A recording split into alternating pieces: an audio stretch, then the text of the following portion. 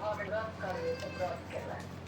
दुनू गोटे के व्रत केलक चिलो आ सियारो वो अपना मायने में ई अपना मायने में तो सियारो उठलखिन आधा राति गाम में तबूर वाहन नामक राजा रहे तकर बच्चा चलि गेल रहे ओ नर्मदा नदी में एले स्मशान में अपन काज कऽ कऽ गेलै सियारो उठलै कारी पर ध्यान भए अपन ध्यान उठलखिन तब देखलखिन ओ सबटा वृत्तांत तहन सियारो के कहलखिन हे बहिन सियारो के चिलो सुतल छ कि जागल छ चिलो एक बेर दू बेर जवाब देलखिन तेसर बेर कहलखिन नहि एकरा मनमे किछु एकरा नहि जवाब देबै ओ गुम भऽ गेलखिन तहन कहलखिन जे गुम भेलाके बादमे कहलखिन जे है ओ उठलथि अपन भोगे भोगे पानि आनि कऽ चिताके मिठा कऽ ओहिमे सँ मांस आनि कऽ भरि इच्छा खावल चिल्हरि के देख कऽ चिल्हरि बड़ दुखी भेलखिन देखियौ भरि दिन पाबनि के आ राति भरि व्रत आओर छलै क्या खंडित कऽ देलकै रातिमे कम से कम कऽ देलकै तऽ व्रत तऽ भऽ जैतै ओकर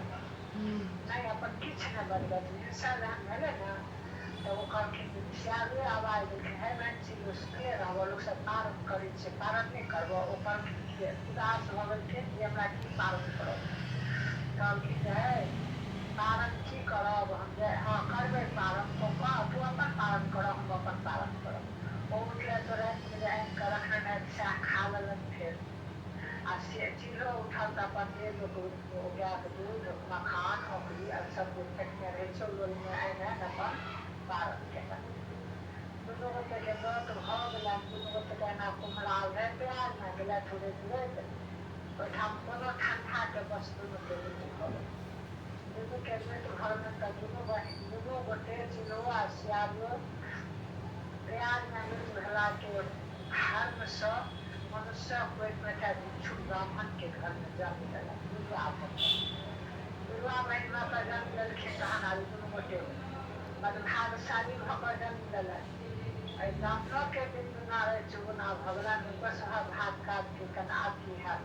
जहन ब्याह करे जो भेलखिन तऽ एके नगरमे दुनूके ब्याह कऽ देलखिन एकटाके राजाके संगे भेलनि एकटाके मंत्रीके संगे भेलनि राजा संगे जे ब्याह भेलनि तिनका राजा संगे ब्याह भेलनि शीलावती के जे श्याम रहथिन आ मंत्री संगे ब्याह भेलनि कर्पूरावती के चिलो के तऽ बड़ बढ़िआँ ब्याह भेलनि दुनू गोटेके तऽ दुनू गोटेके जहन संतान भेलनि तऽ चिलो के 7 टा बेटा कर्पूरावती के 7 टा बेटा आ शीलावती के धिया पुता मैन से मैना चलि गेल मास्टर छठा भेलनि चलि गेलनि तहन कहलखिन राजा के एक दिन एना जितिया पाबनि ले दुख दुख कऽ पड़ि रहलथि अपन सैनिकमे जाकऽ जहन राजा एलखिन कहने रानी कतऽ छथि तऽ कहलखिन तऽ कुम्भवनमे पड़ल छथि किया की भेलकै बाजू की बात के कई जकाँ राजा दशरथ जकाँ सब करेलखिन कहलखिन नहि हमरा मोन खराब है हमर बात जे अहाँ मानब एक सत्य दोसर सत्य सत्य जे नहि करा 80 कोन नर्क में खसा सत्य केलखिन